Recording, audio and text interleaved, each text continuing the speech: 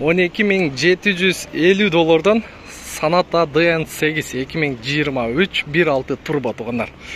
Так, Москвадан туғаныбыз сұранды. 2 чалды ұқсайды ұшыл. Именно ұшыл 1.6 турбоға. Себебі Москваға ұшылар кетіп өтады. Бамперін жасатыш керек. Мәселе емес. Bir кетті. Так, крылон жасатыш керек. Бампер қойыш керек. Задний плафон. Задний плафон. Екі жағын амынауға ортасын алыш керек. Крышка багажник покраска болады. Оң жақ крыло. Онда X қойып қойған. Бұның неге? Ойны өлі жазып қойған ба? Мынау ушкалары селый. Так, ешік жағы.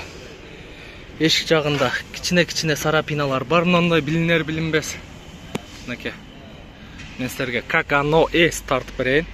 Так, юбка жақтары таза. Алдыңғы ешікте. Алдыңғы ешікте де бар. Бұлар полировкада кетет болыш керек. Ешбіреу қату ешікте açып беріп тұр. Бұл кетет полировкада. Мынандай сарапиналары бар. Кичине білінер білінбес. Так. Анан бамперін скотчтап қойып тұр. Мынау ушкаларыны қарап қойыш керек. Так, Москваға өте сон вариант. Анан капоттың крышкасында сарапиналар бар. Мынандай. Так, açық болса, açық екен. Стикерінде 22 екен. Москваға только стикер бойынша кетеді туғандар. Ошоны есіңіздерге тұтып алыңыздар. Полный электропакет екен. Обшивкалардың состояниясы жақсы.